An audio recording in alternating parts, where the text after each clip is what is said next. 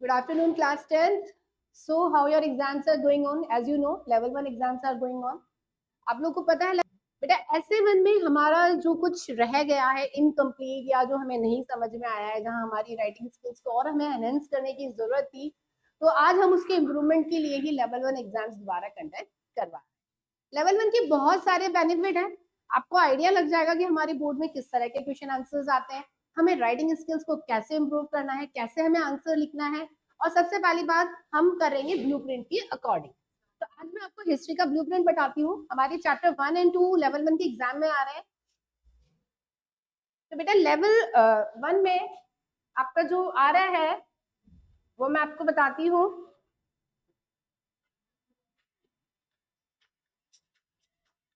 Level 1 में आपका तो चैप्टर 1 है।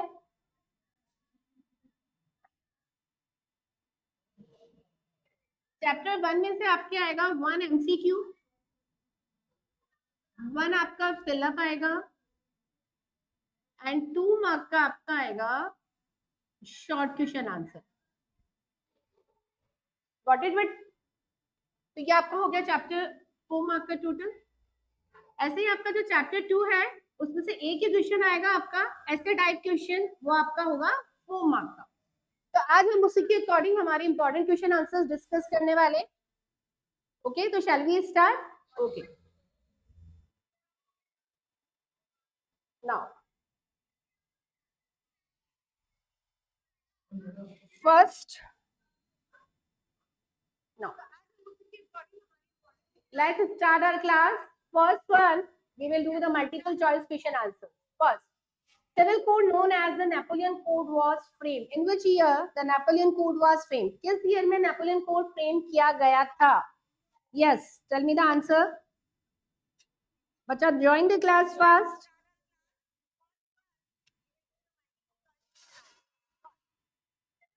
Civil code known as the Napoleon Code was framed. बेटा बहुत इंपॉर्टेंट क्वेश्चन आंसर्स हैं। अगर क्लास ज्वाइन नहीं करी है तो क्लास ज्वाइन करें, बहुत हेल्पफुल होने वाली है। ये नहीं सोचे कि मैम हिस्ट्री की मार्किंग तो कम है हम नहीं करें, नहीं, इट्स वेरी इंपॉर्टेंट। तो come and join the live class fast. So we will start the first question. Civil code known as the Napoleon Code was framed. In which year it was framed? Yes, answer is 1804.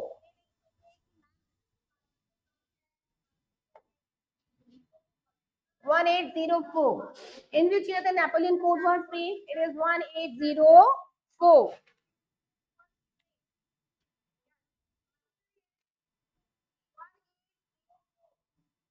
Now the next question.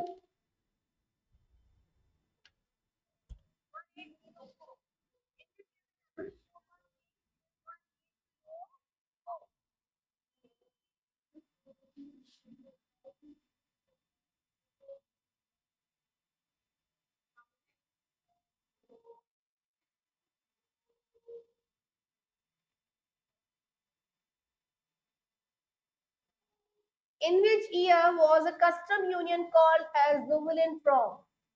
कौन से year में custom union form हुआ था? जुलविरन.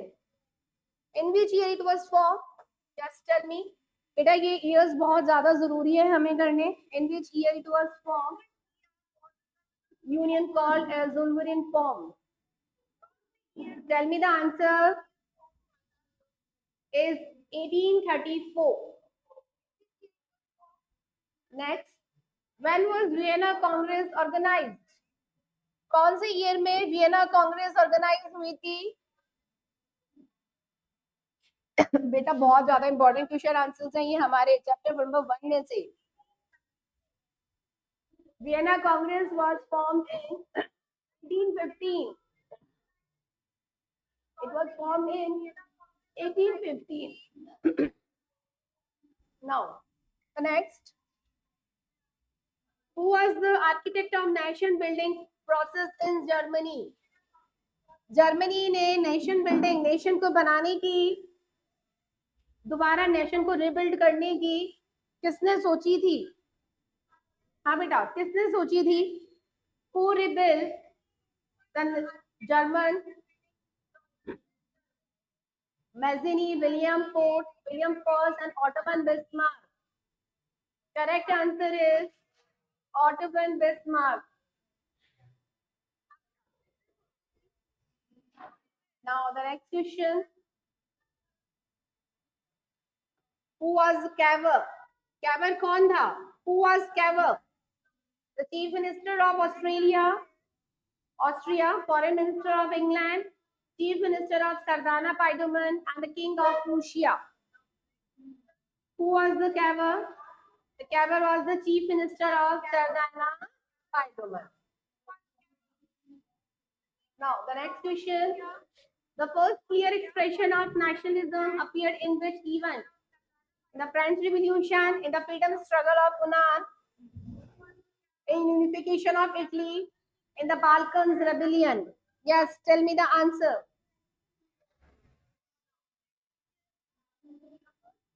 Its answer is nationalism appeared in which event?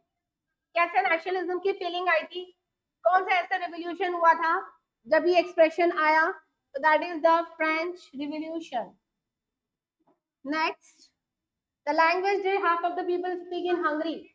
Which language is speaking in Hungary? Polish, Magyar, Italian, or English? The answer is Magyar language. Now, the question number 8. Who founded Young Italy? Bismarck, Cavour, Garibaldi, and Giuseppe Mazzini. Its answer is Giuseppe Mazzini. Now, question number 9. When France sneezes, the rest of the Europe catches cold. Who made this comment? किसने कहा था कि when France sneezes, the rest of the Europe catches cold? Ernest Renan, Napoleon, Metternich, and the Lord Baron. Who says this? Yes, its answer is Metternich.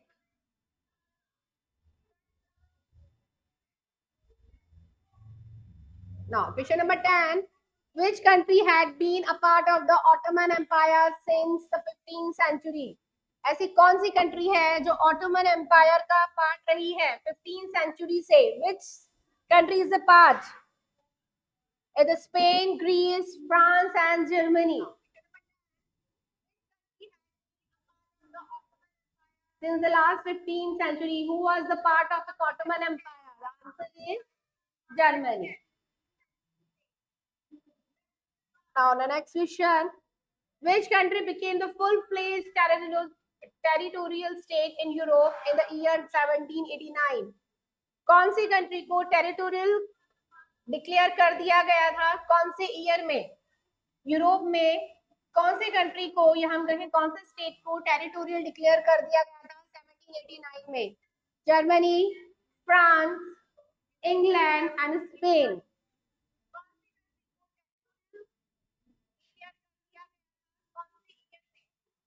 Yes. Answer is France. Yes, the answer is France.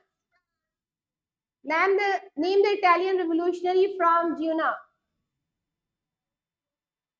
Genoa से आपको बताना है Italian revolutionary from the Genoa. एक Italian revolutionary का नाम बताना है. Union Jack, tricolour, white star and the red cross. Yes. Answer is tricolor. Answer is tricolor. Who destroyed democracy in France? France में डेमोक्रेसी किसने डिस्ट्रॉय करी थी? Who destroyed democracy in France? Its answer is Adolf Hitler, Mussolini, Napoleon Bonaparte, and the Bismarck. What's the answer? The answer is Napoleon Bonaparte. Now, next question. Which region is ruled over by the Habsburg Empire?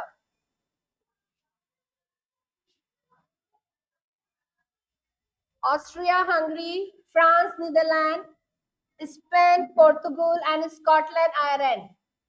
Which region is ruled over by the Habsburg Empire? ऐसा कौन सा reason है जो Habsburg empire rule over कर रहा था? Yes, tell me the answer. Is Austria Hungary, France, Netherlands, Spain, Portugal, Scotland, Ireland? Answer is Austria-Hungary.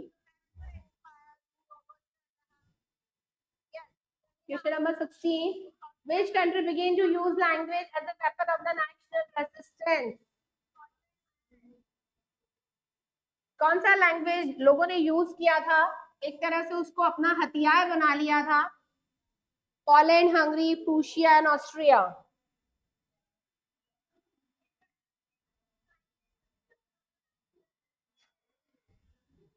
Yes, tell me the answer.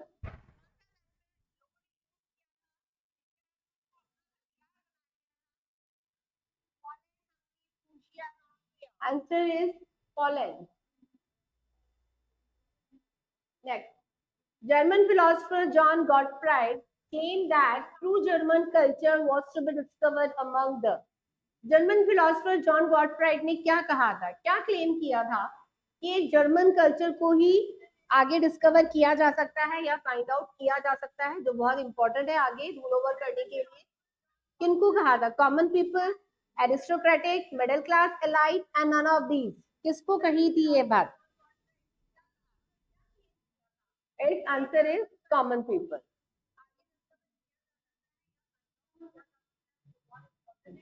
The meaning of walks guest.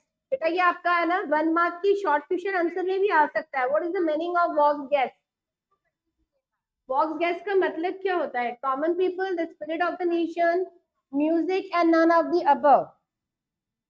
The spirit of the nation, the meaning of the walks guest.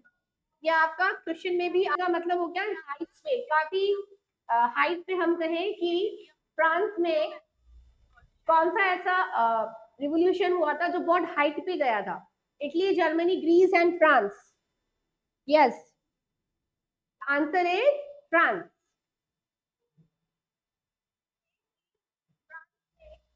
Now next question.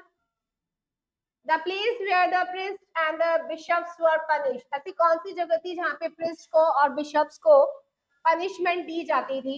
Siberia, tundra, Mongolia and none of these. Yes, the answer is Siberia.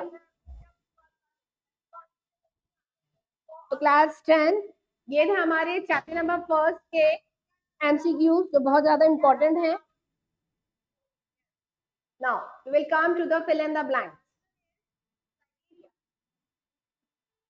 In Saryu's that the peoples of the world are grouped as distinct nation. In Saryu's that the people of the world are grouped as distinct nation. किस group में लोगों को identify किया गया था? किसने किया था सरयू के अंदर? The people of the world are grouped as distinct nation. कौन कहता था ये बात? Yes, its answer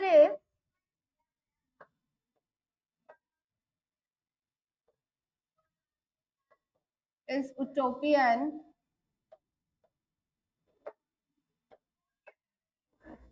vision. Now, first answer है हमारा utopian vision. The people of the world are grouped as distinct nation. Now, second fill up है हमारा. The Vienna conference was hosted by the Austrian chancellor. What was the name of him? आपको Vienna conference host करने को दी गई थी. कौन थे वो ऑस्ट्रेलियन चांसलर जिन्होंने वियना कॉन्फ्रेंस होस्ट करी थी? What was the name of him? ये आपका एमसीक्यू में भी आ सकता है, ये आपका शॉर्ट क्वेश्चन आंसर में भी आ सकता है. तो इसका आंसर है Duke Metternich. It's answer is Duke Metternich. Now next, that the Treaty of Constantinople recognized Greece as an independent nation. कौन से ईयर में कॉन्स्टेंटिनोपल को एक इंडिपेंडेंट नेशन डिक्लेयर कर दिया गया था? In which year? You have to mention the year here. So what is the answer? In 1832. In 1832. Now the next question. Bismarck had a major role in the unification of what? Bismarck ने किसको unified किया था? Bismarck ने किसको unified किया था? Yes, Bismarck had a major role in the unification of Germany.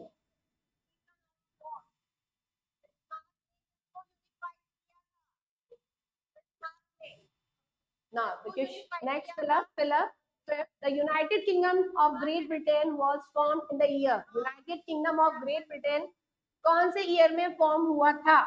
Yes, it's 1707. 1707. The term liberalism derives from dash root liber meaning free. कौन सा word है liberalism? The term liberalism derived from the Latin word. It's a Latin word. Now, 7. The aim of the Zollverein is to bind the Germans dash into a nation. The aim of the Zollverein is to bind the German economic into a nation.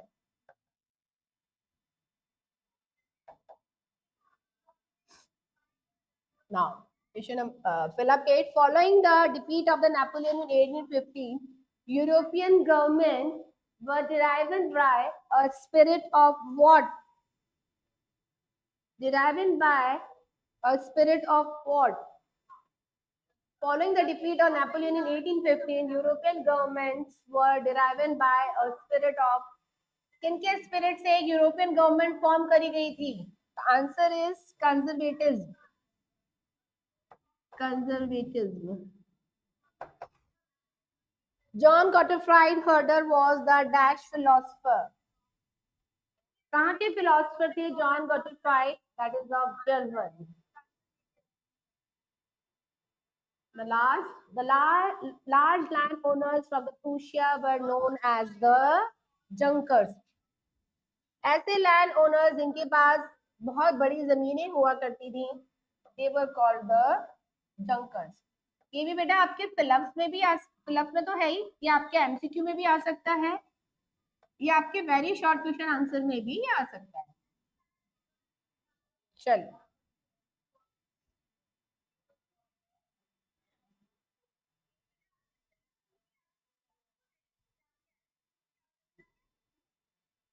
चलिए एक बार very short पे थोड़ी सी नजर मारते हैं.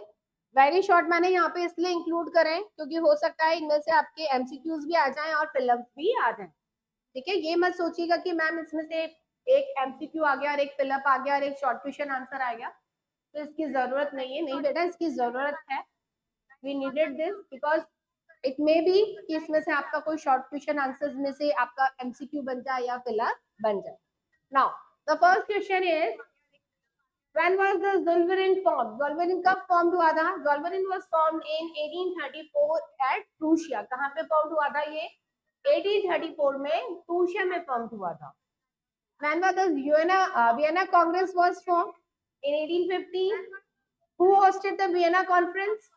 Vienna Conference की जो meeting हुई थी वो किसने होस्ट करी थी? इस Duke Metternich, the Australian chancellor, hosted the Vienna Congress. ठीक है, अभी हमारा ये एमसीक्यू भी बन गया था. Now what was the Carbonari? Carbonari क्या है? Carbonari is the secret society of Italy. ठीक है, कार्बोनेरी क्या है? ये आपका हो सकता है कि ये एमसीक्यू में भी आ जाए और यही आपका फिलअप में भी आ सकता है. राइट, तो Carbonari was the secret society of the revolutionaries of Italy. Now which treaty reorganised Greece as an independent country? किस ट्रीटी से ग्रीस को एक इंडिपेंडेंट कंट्री डिक्लेयर किया गया था? That is the treaty of Constantinople in 1832.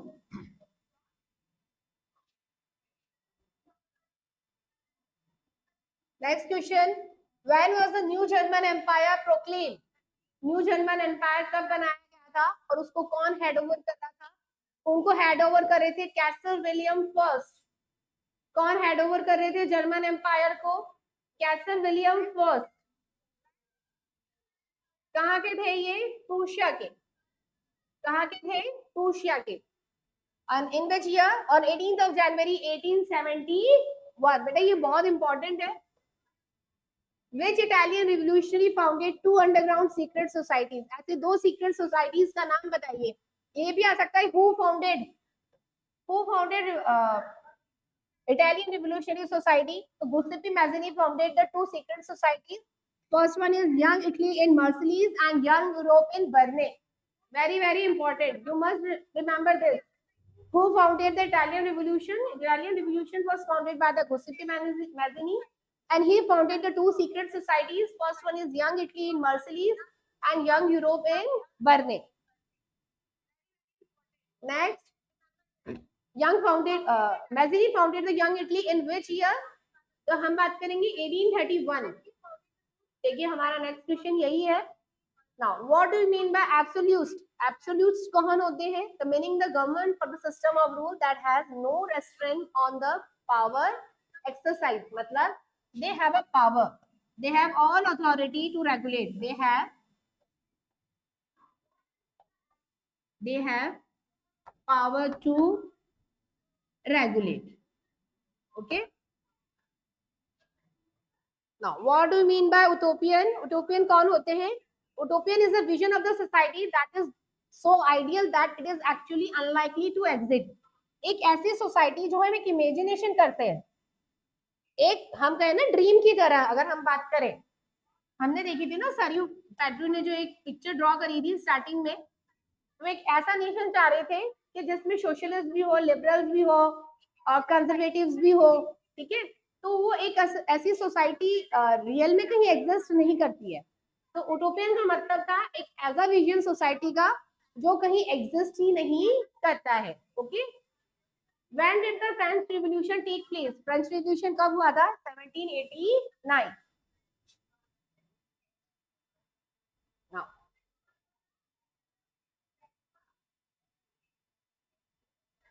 देखिए when the France sneeze, the rest of the Europe catches the cold. Who made this statement? ये हम पहले भी पढ़ चुके हैं ड्यूक मैट में.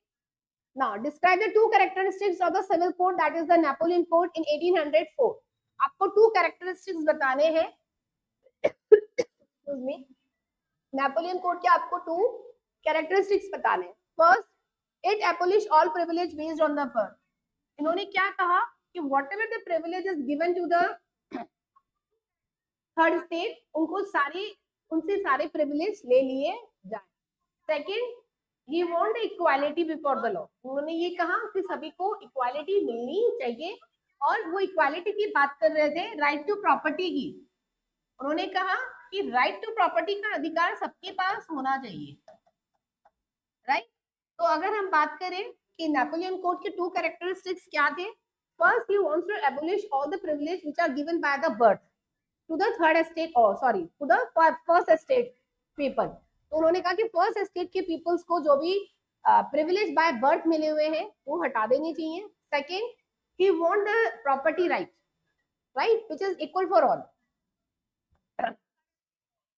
नेक्स्ट क्वेश्चन है what was the Zollverein? As we already done.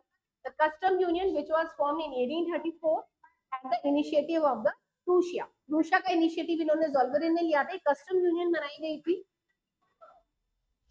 Now, what was the conservatives? Conservatives कौन थे? Conservatives was a political philosophy that stressed the importance of the tradition, established institution and custom, and preferred gradual development. What they want?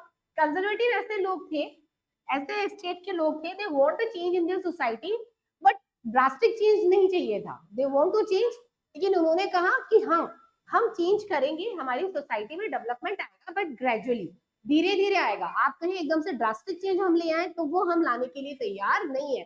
क्यों? पहली बात तो ये कि हमारे यहाँ पे ट्रेडिशंस और हमारे जो कस्टम्स हैं वो बहुत ज्यादा वैल्यू रखते हैं, हम उनको नहीं छोड़ सकते. Now the next question, who had collectively defeated Napoleon? Napoleons को कलेक्टिवली किन किनों ने डिफीट किया था, किन किनों ने उसको हराया था? Britain, Russia, Prussia and Austria. ये चार है, ये याद रखिएगा, ये आपका फिलअप में भी आ सकता है. Napoleon is defeated by Britain, Russia, Prussia and Austria. Next, what is mean by the liberal nationalism? Liberal का मतलब देखिए हम पहले भी पढ़ चुके हैं. Liberalism stands for freedom for the individual and equality for all before the law. Liberalism का मतलब होता है freedom सभी को, चाहे वो individual हो, चाहे वो property का right हो, Okay, so that is the liberal nation.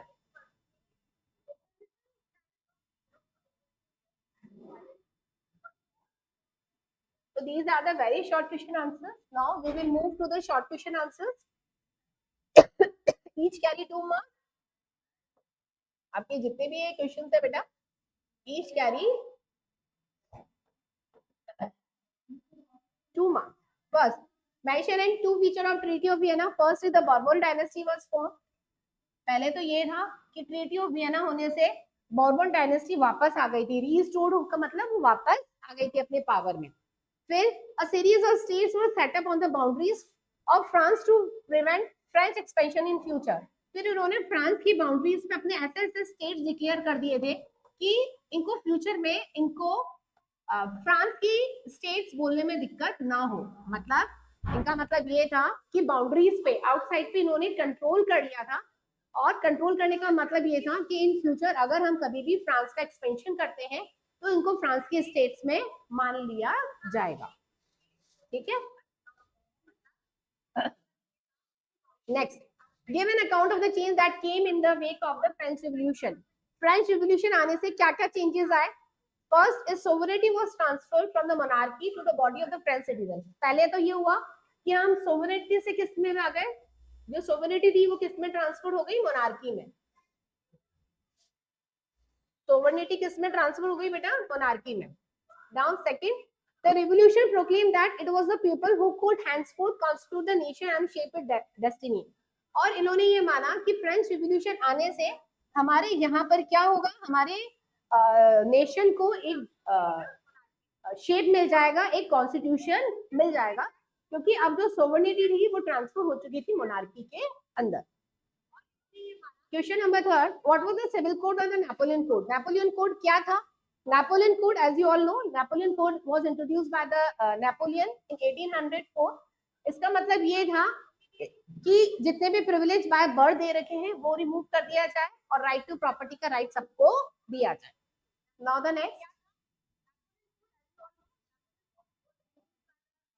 How did the people of the France encourage the feeling of nationalism.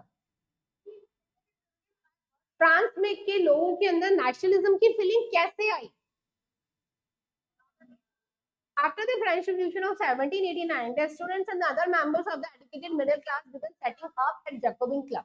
Jacobin Club में सभी स्टूडेंट्स और जितने भी एजुकेटेड मिडिल क्लास के लोग थे उन्होंने बैठे, उन्होंने एक कॉन्फ्रेंस करी और वहां से उन्होंने ये पाया कि इन जो भी हम रिवोल्यूशन कर रहे हैं उनसे हमें कोई आइडियलिज्म नहीं मिलने वाला.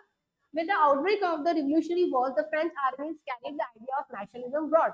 क्योंकि जब फाइट हो रही थी, जब उन्होंने देखा कि जिन लोगों को हमारे ऊपर ट्रूप्स को जब हमें बोला गया था कि हमारे ऊपर फायर किया जाए तो उन्होंने फायर करने के लिए मना कर दिया था, हथियार नीचे फेंक दिए थे.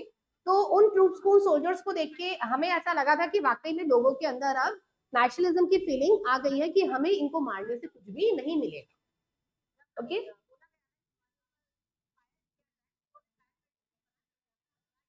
Now question number 5, the initial enthusiasm towards Napoleon reforms soon turned to hostility.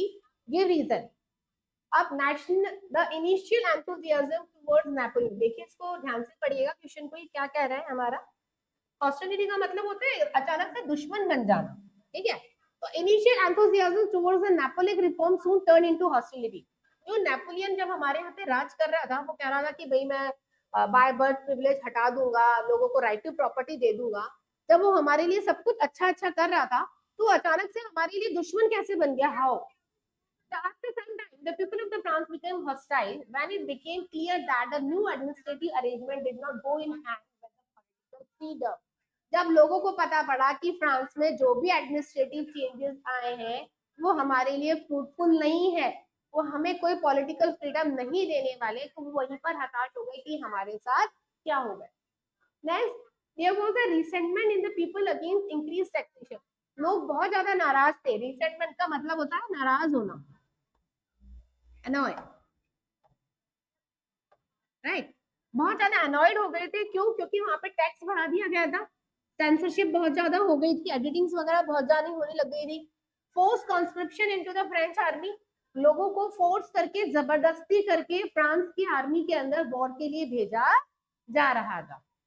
Got it? Now what do mean by liberal nationalism? अभी हम पढ़ चुके हैं लिबरल नेशनलिज्म का मतलब क्या था। लिबरल नेशनलिज्म का मतलब था, पहले तो हम पढ़ लेते हैं कि कहाँ से आया ये word. This word is come from the Latin word जिसका मतलब होता है free. For the new middle class, liberalism stood for freedom for the individual and for equality for all. This is the concept of government by the consent. Now, the next question. Now we will begin with the chapter number 2, nationalism in India. Chapter number 2. बेटा chapter number 2 में से हमारे सिर्फ और सिर्फ long question answers आ रहे हैं, तो मैं आपको इसके सिर्फ लॉन्ग क्वेश्चन आंसर्स करवाऊंगी। Okay,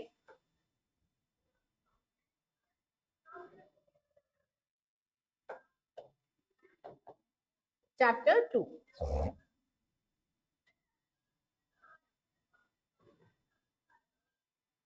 Now, first, the name the book written by the Gandhiji in 1909. Why did he adopt the policy of the non-cooperation against the British to achieve independence? देखिए बहुत इंपॉर्टेंट क्वेश्चन है। हमारा question क्या कह रहा है?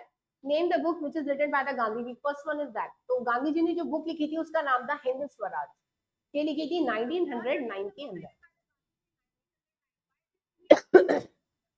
अब इन्होंने नॉन कॉपरेशन मूवमेंट क्यों अटेम्प्ट किया था एक इंडिपेंडेंस को, आजादी को पाने के लिए?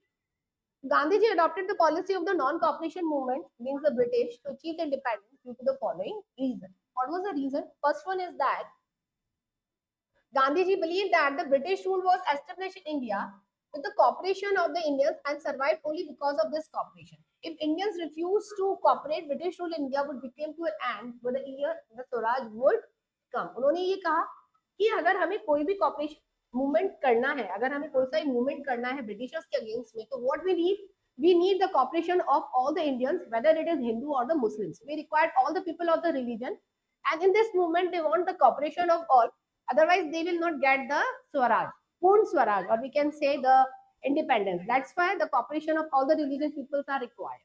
Now the second one, there was a great resentment in all the social groups of all India against the oppressive policy of the government. As we know, we all were dissatisfied with the policies of the Britishers. So we all are resentment against the policies of the government. Hence, the Gandhiji want to unite them. Gandhiji चाहते थे we all come in a united form and to fight for the non-cooperation movement to get the Purn Swaraj.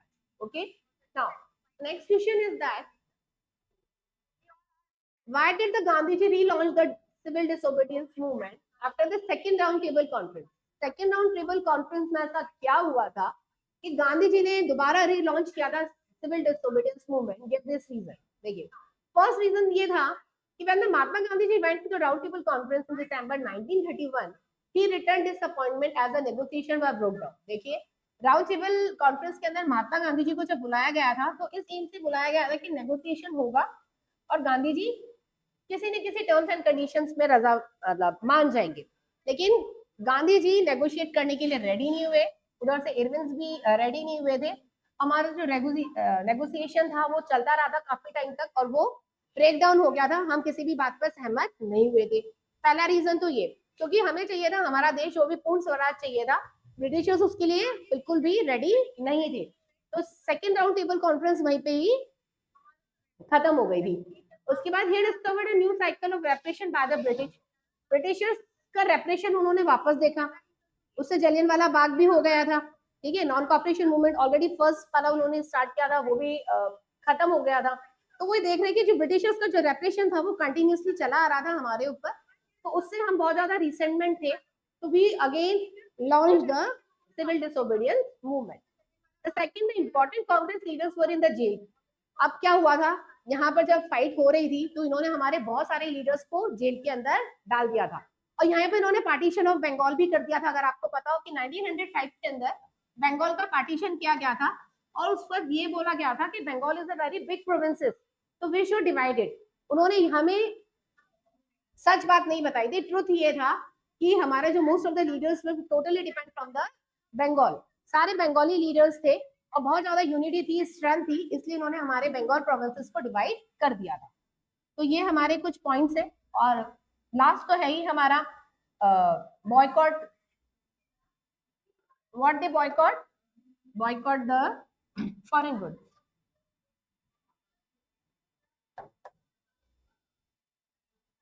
Okay, now let's next. Explain the salt march of the Gandhiji and describe the working plan of the civil disobedience movement. Salt march क्या था और civil disobedience movement का plan क्या था?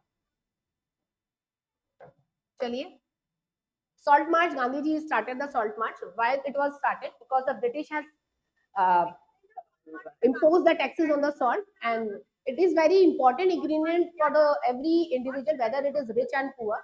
So they require the salt. और Britishers ने उसके ऊपर टैक्स लगा रखा था. So on March 12, 1930, Gandhiji, along with his trusted 73 volunteers, started the salt march from Sabarmati Ashram to Dandi. ये around 280 miles का था, sorry 240 miles का था ये रोज 10 miles per day चला करते थे अपने 78 फॉलोवर्स के साथ. साबरमती आश्रम से ये दांडी गए थे. दांडी पे जो कोस्टल एरियाज है वहां पर उन्होंने हाथ के सॉल्ट को क्या कहते हैं हम कोस्टल एरियाज में जाके सी वाटर को हाथ में लिया था और उसको प्यूरिफाई करने का तरीका बताया था. तभी से उन्होंने कह दिया था कि अब हम ब्रिटिशर्स को किसी तरह का कोई टैक्स सॉल्ट पे नहीं देने वाले. तो ये था हमारा सॉल्ट मार्च. नाउ इसका आगे हमारा क्वेश्चन और था. Thousands of people came to hear the Mahatma Gandhi ji, where he stopped and he told them to the bringing of the Swaraj. वहां पे इन्होंने हजारों की तादाद में लोगों को एड्रेस किया था कि अब यहाँ से हम टैक्स देना बंद करेंगे और आज हम समझ गए हैं कि पूर्ण स्वराज का मतलब क्या होता है. On 6th of April, Gandhiji reached Dandi and began to manufacture salt by boiling sea water. This marked the beginning of the civil disobedience movement. यहाँ से हमारा civil disobedience movement start हो गया था. Civil disobedience का मतलब हो गया था न मानना. मतलब ओबीडियंस का मतलब होता है आज्ञाकारी. अब यहाँ हो गया सिविल डिसोबीडियंस, आज्ञाकारी नहीं होना. अब हम किसी भी बात को नहीं मानेंगे, किसकी, ब्रिटिशर्स की किसी भी बात को हम नहीं मानेंगे. तो this programme of the civil obedience movement किस तरह से प्लान किया गया? पहले तो हमने कहा कि ब्रिटिशर्स के साथ हम किसी तरह का कोई कॉपरेशन नहीं रखेंगे, कोई भी बात इनकी नहीं मानेंगे. वॉलेटिंग द कॉलोनियल रोल्स, सारे कॉलोनियल रोल्स हमने तोड़ दिए थे. ठीक है. Demonstration in front of the government salt factories, जितनी भी ब्रिटिशर्स की सॉल्ट फैक्ट्रीज थी उसके सामने हमें डेमोन्स्ट्रेशन देना स्टार्ट कर दिया था. फॉरेन गुड्स एंड क्लोथ्स को बॉयकॉट कर दिया था और लिकर शॉप्स के सामने हमें पिकेटिंग स्टार्ट कर दी थी. तो these are the some main reasons of the civil disobedience movement. Now, come to the next question, which is very important one.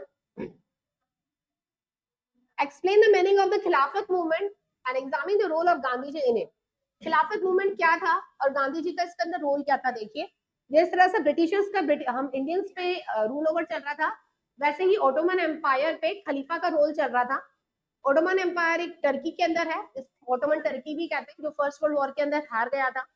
वहां पर वो जो मुस्लिम कम्युनिटी के लोग थे उनके ऊपर बहुत ज्यादा हार्श ट्रीटी चलाते थे. तो ओटोमन एम्पायर ने बहुत सारे वहां पे इम्पोजिशंस लगा रखे थे जिससे मुस्लिम सेटिस्फाई नहीं थे. तो खिलाफत movement it was started by the two brothers, that is named Muhammad Ali and the Shaukat Ali. They both were the Muslim leaders of the Khilafat movement. When the Gandhiji come to know that the Khilafat movement is started by the Muslim two leaders, and we also want the Purn Swaraj. So what they had done, they met both Gandhiji met both Muhammad Ali and Shaukat Ali and start a united mass action. दोनों ने साथ में मिलके Britishers के against में action लेना start किया. उन्होंने कहा कि अब हमें भी आजादी चाहिए. तो फर्स्ट जो हमारी कलकत्ता कांग्रेस के अंदर, कलकत्ता सेशन में जो कांग्रेस की मीटिंग हुई थी वो हमारी हुई थी सितंबर 1920 के अंदर, जहाँ पे सभी लीडर्स को बुलाया गया था. वहां पे खिलाफत मूवमेंट्स के दोनों लीडर्स को बुलाया गया था और उनको मेन गोल बताया गया था कि what we are planning further. So that is the role of the Gandhiji. Now the next question is, describe the earlier Satyagraha movement which is started by the Gandhi after his arrival in India from South Africa. Describe the earlier Satyagraha movement started by the Gandhiji after his arrival from India from South Africa. Okay. जब Gandhi ji south Africa से India आ गए थे तो उनके साथ उन्होंने क्या क्या सत्याग्रह मूवमेंट स्टार्ट किए गए? बेटा मैंने आपको क्लास में भी बताया था, हमें एक टर्म लर्न रखनी है, जैसे दैट इज केक. राइट, हमें क्या लर्न रखना है? केक. CAKE. दैट इज के। सी से था हमारा Champaran satyagraha movement, okay. A is Ahmedabad movement और we can say the satyagraha, right? It's Ahmedabad satyagraha. And K is Kheda,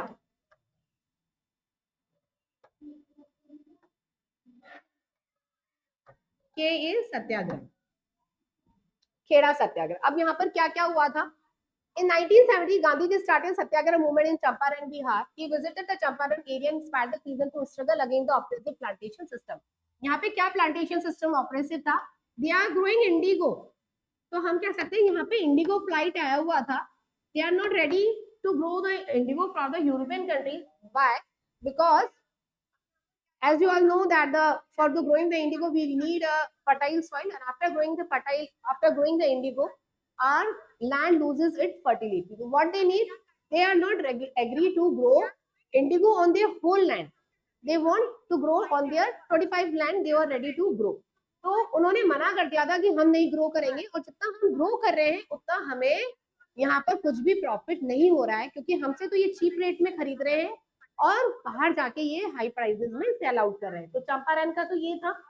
second 1917 में एक मूवमेंट स्टार्ट हुआ था हमारा गुजरात खेड़ा के अंदर, जहाँ पे क्रॉप फेलियर हो गई थी। तो क्योंकि वहां पे प्लेग आ गया था, राइट? प्लेग एपिडेमिक हो गया था, जिसकी वजह से सारी जितनी भी क्रॉप थी वो खत्म हो गई थी, और जो ब्रिटिशर्स थे वो हमारे कोई भी रेवेन्यू माफ करने के लिए रेडी नहीं थे। तो ये हमारी एक सेकंड कंडीशन थी। उसके बाद हमारी जो थर्ड था वो अहमदाबाद का था। अहमदाबाद में कॉटन मिल वर्कर्स को लेके यहाँ पे स्ट्रगल चल रहा था, यहाँ पे स्ट्राइक हो गई थी, डेमोन्स्ट्रेशन से स्टार्ट हो गए थे। जितने भी कॉटन मिल वर्कर्स थे दे वांट प्रॉपर वेजेस, क्योंकि जितने घंटे ये काम कर रहे थे उतने घंटे का इनको वेजेस वहां पे नहीं मिल रहा था। तो यहाँ पर भी गांधी जी ने हम बात करें अहमदाबाद में सत्याग्रह मूवमेंट स्टार्ट किया। Okay, now the next question है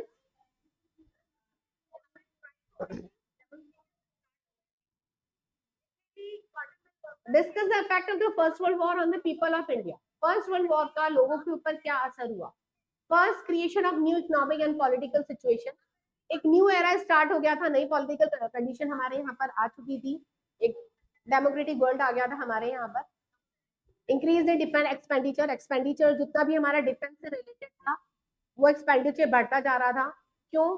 क्योंकि हमारे यहाँ पर इंडस्ट्रियल एरिया था और डिफेंस से रिलेटेड जितने भी आइटम्स चाहिए होते थे वो हमारे यहाँ से मैन्युफैक्चर होकर जा रहे थे, जिस वजह से हमारे यहाँ पर ब्रिटिशर्स ने टैक्स इंक्रीज कर दिया था, लोन्स की रेट्स भी बढ़ा दी गई थी।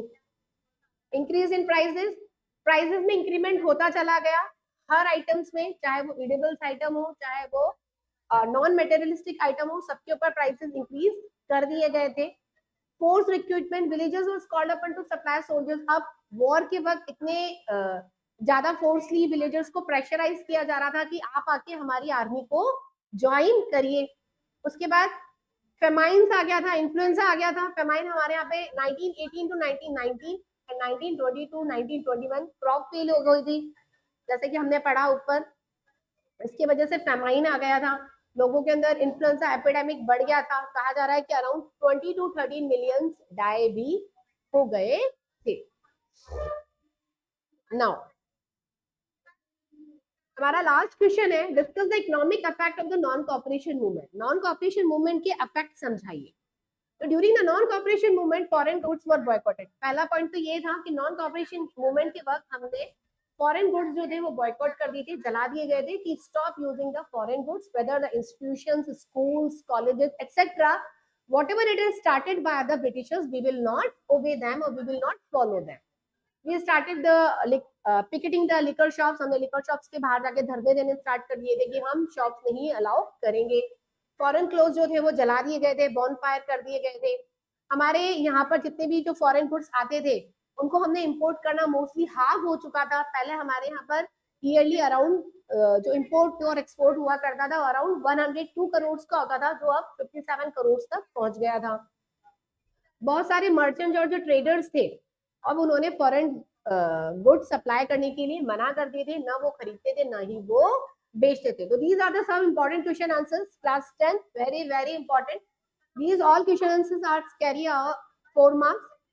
पहले जो फर्स्ट चैप्टर था उसमें हमने कर ही लिया, हमारे फिलअप्स करे, एमसीक्यूज करे और हमारे शॉर्ट क्वेश्चन आंसर्स करे। तो फर्स्ट चैप्टर कैरी 4 मार्क्स। और सेकंड जो चैप्टर था हमारा, उसमें एक ही ऐसा टाइप क्वेश्चन आता है 4 मार्क का, जो मैंने आपको सारे इंपॉर्टेंट क्वेश्चन आंसर्स करा दिए हैं। तो these are very very important, learn them by heart and all the best. Now we will meet again in the level 2 exam. I hope you